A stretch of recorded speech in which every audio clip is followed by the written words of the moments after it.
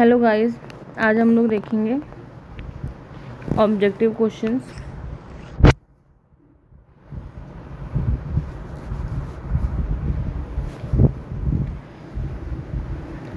First question आपका है,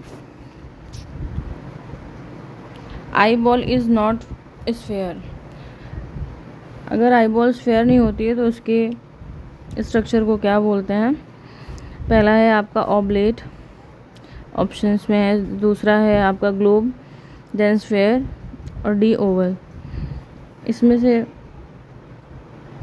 कौन सा सही होगा ये आप बता सकते हैं। इसका सही आंसर है ए, ऑब्लेट स्फेरॉइड।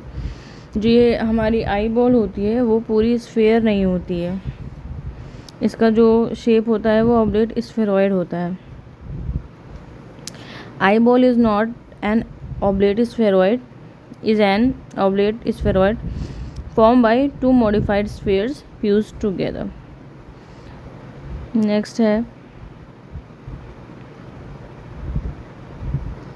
नेक्स्ट हमारा क्वेश्चन है, anterior posterior diameter of eye ball. इसके जो ऑप्शंस हैं 24 mm, 23 mm, 25 mm, 26 mm। इसमें से क्या हो सकते हैं क्वेश्चंस? इसका आंसर क्या हो सकता है? इसका आंसर है 24 mm।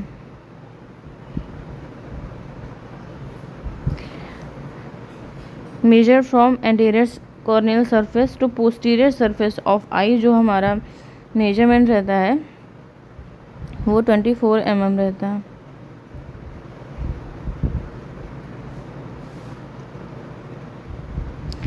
नेक्स्ट क्वेश्चन है, volume of eye ball. Eye ball की जो वॉल्यूम है वो कितनी रहती है?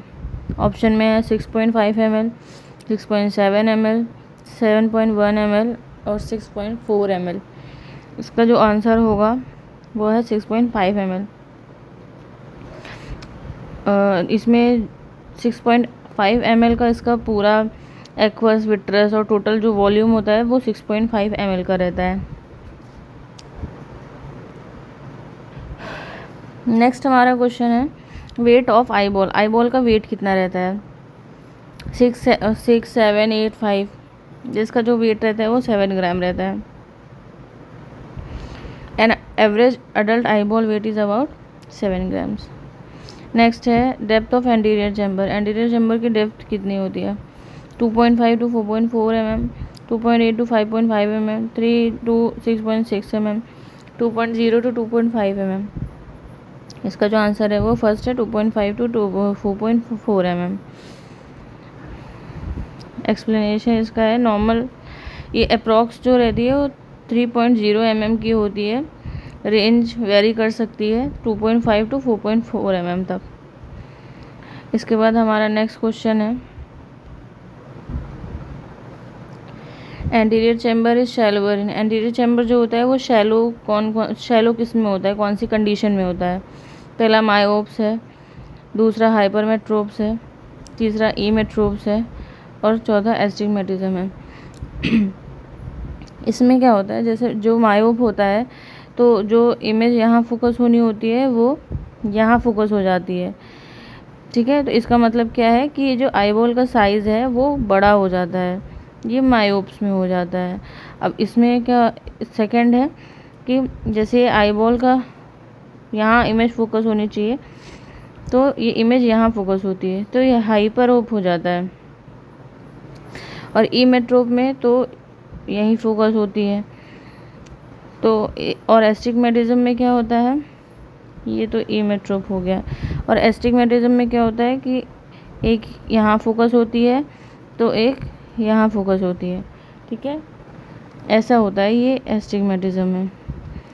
तो इसमें क्या होता है, इसमें आपका आई बॉल जो छोटी हो जाती है वो हाइपरोप्स में हो जाती है, तो इसका आंसर होगा hypermetropia. Hyperopes have shorter axial length making AC shallower. इसमें जो हाइपरमेट्रोपिक होता है, हाइपरमेट्रोपिया में जो एक्सियल लेंथ है वो शॉर्टर हो जाती है, दैट इज़ वाई जो हमारा ये एसी होता है ये शैलो हो जाता है।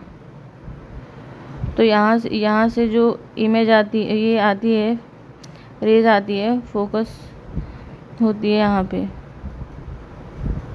यहाँ फोकस होती है, इसलिए ये हमारे हाइपोमेट्रोपिक कंडीशन में होता है। नेक्स्ट क्वेश्चन है हमारा, एंटीरियर चैम्बर में एक्वस कितना ml होता है? 0.5, 0.25, 0.5, 0.10, 1 ml कितना होता है? तो इसका आंसर है 0.25 ml। एक्वस होता है उसमें भी एंटीरियर चैम्बर होता है, जैसे ये हमारा लेंस हो गया, तो ये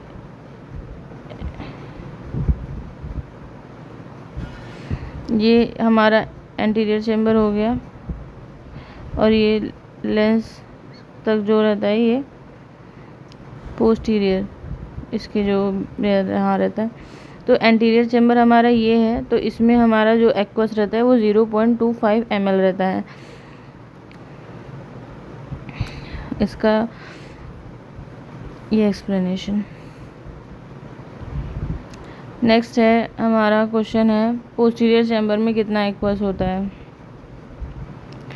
0.8, 0.06, 0.04, 0.02। तो पोस्टीरियर चैम्बर में जो हमारा एक्वस रहता है वो 0.06 ml होता है। अभी हम लोग ने देखा कि एंटीरियर चैम्बर में 0.25 था, एसी में जो एक्वस था वो 0.25 ml था, और जो पोस्टीरियर चैम्बर में जो एक्वस है वो 0.06 है। तो ये 0.06 ml, 0.25 ml एसी में, प्लस पोस्टीरियर चैम्बर में आपका 0.06 ml होता है। ठीक है,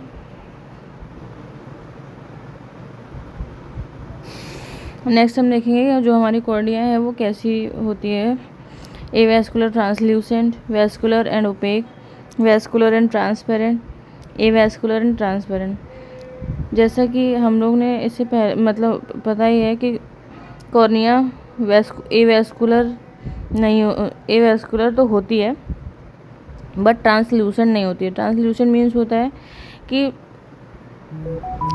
आधी इमेज दिखना, मतलब ट्रांसल्यूशन में थोड़ा धुंधला दिखना। तो वैसे तो नहीं होता है, हमारी जो इमेज होती है वो ट्रांसल्यूशन नहीं होती है। ओपेक होता है एकदम ब्लॉक कर देना, जैसे यहाँ से है तो यहाँ से इमेज ये लाइट पास ही नहीं होती है, ये ओपेक होता है दीवार जैसा।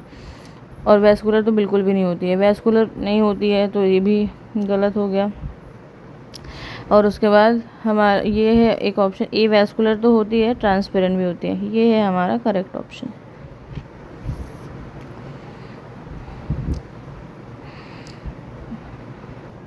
अब हम देखेंगे horizontal and vertical diameter of cornea. पहला है हॉरिजॉन्टल 11 एंड 11.7, 11.9, 11.1, 11.6, 11.0, 11.70 और 11.0। तो ये हमारा जो ऑप्शन है, ये डी वाला ऑप्शन हमारा सही है।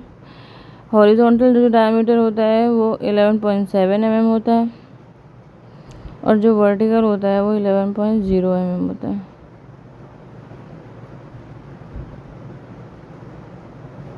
अभी हमारा है थिकनेस ऑफ कॉर्निया सेंटर और पेरिफेरी पे कितनी होती है।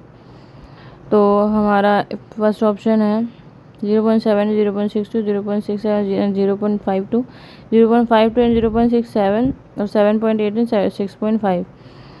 तो ये हमारा ऑप्शन है, ये वाला सही हो जाएगा।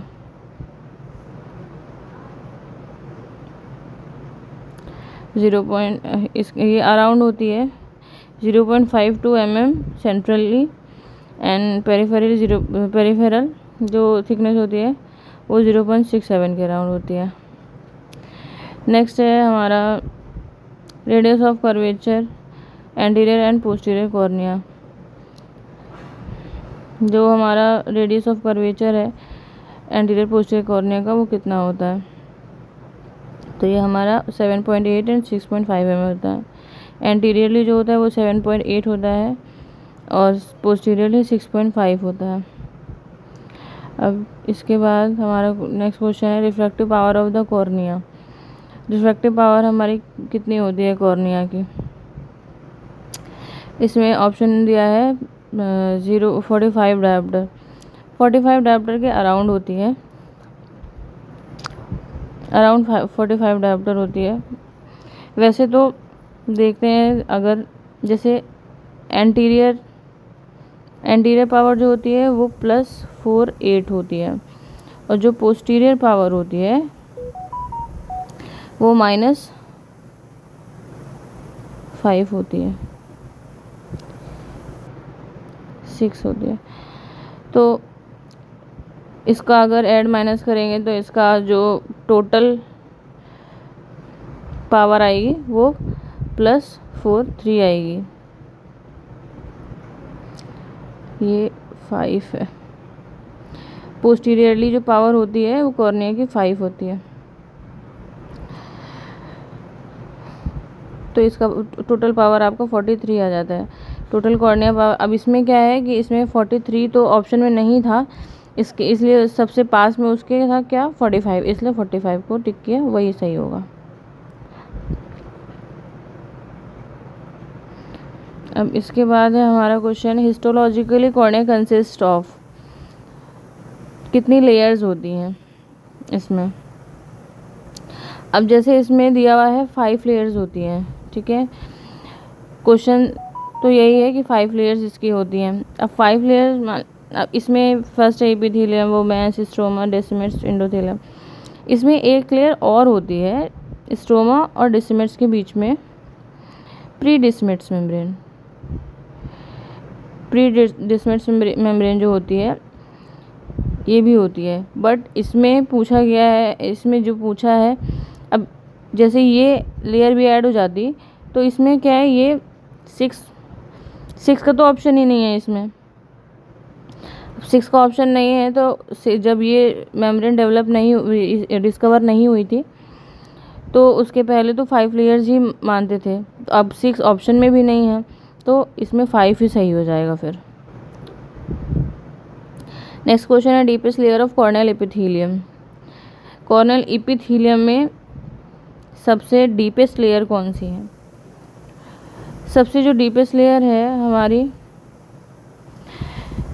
बेसल लेयर है, ठीक है, क्योंकि इसमें भी लेयर्स होती हैं। जैसे जो कॉर्निया की लेयर हो गई, जैसे कॉर्निया की 6 लेयर हो गई, 1 2 3 4 5 6, ये 5 6 लेयर्स में से जो ये वाली लेयर है,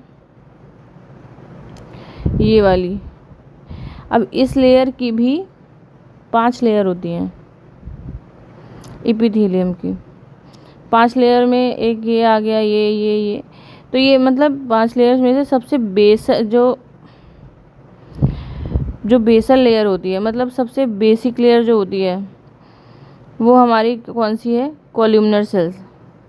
कॉलमनर सेल्स हमारी सबसे बेस में होती है कॉलमनर सेल्स, उसके बाद और बाकी जो लेयर्स हैं। देन हमारा ये क्वेश्चन है which corneal layer can not regenerate. कौन सी लेयर है जो रीजनरेट नहीं कर सकती है? वैसे इसमें हमारे पास ये जो एक मेनली एक एपिथेलियम लेयर ही होती है, तो ये रीजनरेट कर सकती है। बाकी जो लेयर्स हैं वो रीजनरेट करती हैं बट विद स्कार। अगर वो रीजनरेट करेंगी तो उसमें स्कार आ जाता है। तो इसमें हमारा जो रीजनरेट नहीं करती है वो लेयर है हमारी Bowman's membrane.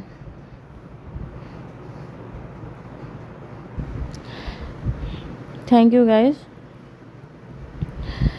Follow for more and subscribe for more questions. ऐसे ही क्वेश्चंस के लिए प्लीज़ फॉलो करिए and like my channel opto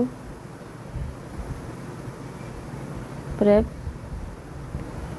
hub. Thank you.